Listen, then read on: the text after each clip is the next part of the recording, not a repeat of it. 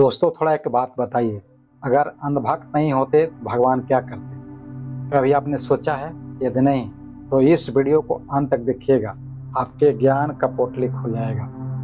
और अगर आप इसका जवाब जानते हैं तो अभी कमेंट बॉक्स में लिखिए। नमस्कार, आदाब, सत श्री अकाल, वंदे मातरम। मैं हूं एम के राम सर और आप देख रहे हैं उटपटांग बातें। तो चलिए शुरू करते हैं आज की रोचक, ज्ञानवर्धक और सोचने पर मजबूर करने वाली उटपटांग बातें। आइए सबसे पहले समझते हैं अंधभक्ति का अर्थ। बिना समझे, बिना विचार किए, बिना प्रश्न उठाए किसी व्यक्ति, ग्रंथ, संस्था या भगवान के पीछे आंख मूंद कर चलना ही अंधभक्ति कहलाता है। और अंधभक्त वह होते हैं जो ईश्वर से प्रेम तो करते हैं पर तर्क से डरते हैं, परंपरा को तो मानते हैं पर कारण नहीं जानते हैं, प्रश्नों से भागते हैं क्योंकि उन्हें डर लगता है कि कहीं मेरी आस्था न टूट जाए। अब थोड़ी देर के लिए मान लीजिए कि अंधभक्त नहीं है, यानी सभी भक्त जागरूक हैं, सब प्रश्न करते हैं और प्रमाण मांगते हैं, सब तर्क से ईश्वर को समझने की कोशिश करते हैं। तो ऐसी स्थिति में भगवान की भूमिका क्या हो सकती थी? नंबर 1, भगवान को सिद्ध करना पड़ता, थोपना नहीं। अगर भक्त जागरूक हों तो वो तर्क करेंगे ही, अगर भगवान हैं तो कैसे, सवाल करेंगे ही। ऐसे में भगवान को स्वयं प्रकट होना होता, अपनी उपस्थिति का अनुभव कराना होता। आप विश्वास नहीं, अनुभव की बात होती, तब ईश्वर विश्वास की वस्तु नहीं बल्कि अनुभव की सच्चाई बन जाते। नंबर 2, धर्म संस्कार बन जाता, संस्था नहीं। अंधभक्ति न होने पर लोग धर्म को डर या दंड के कारण नहीं बल्कि समझ और प्रेम के कारण अपनाते।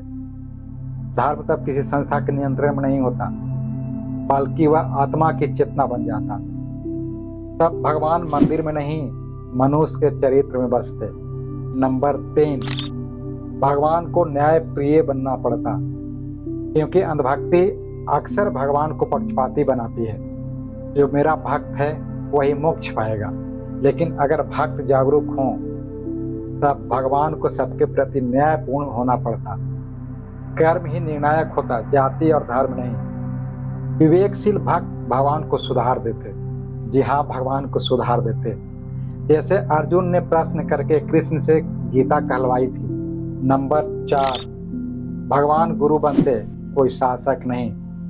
अंधभक्ति न होने पर भगवान का काम आदेश देना नहीं बल्कि मार्ग दिखाना होता। प्रेरक बनते, भय देने वाले नहीं।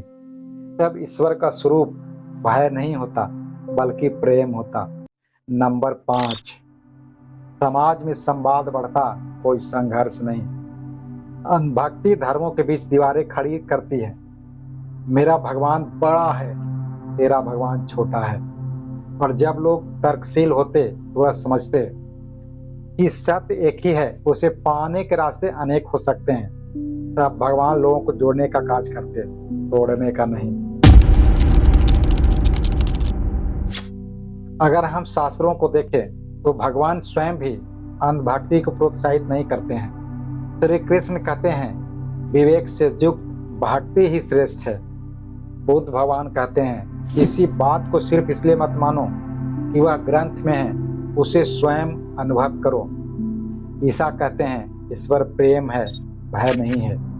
मतलब इसका अर्थ यह हुआ कि भगवान को अंधभक्त नहीं, सच्चे भक्त की जरूरत है जो प्रेम करे समझ के साथ।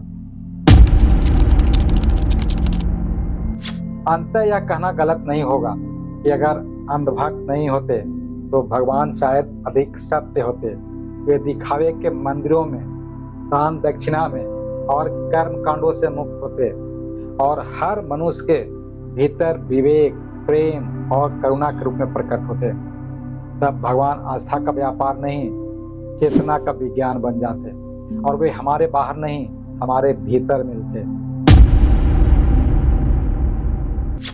तो दोस्तों, उम्मीद करता हूं कि आप समझ गए होंगे कि अगर अंधभक्त नहीं होते तो भगवान क्या करते। चलिए अब आपकी बात कर लेते हैं। अगर आपके जहन में भी इस तरह का उटपटांग सवाल है तो आप हमें कमेंट बॉक्स में अभी लिखिए। मैं आपको वीडियो के माध्यम से उसका उत्तर देने का प्रयास करूंगा।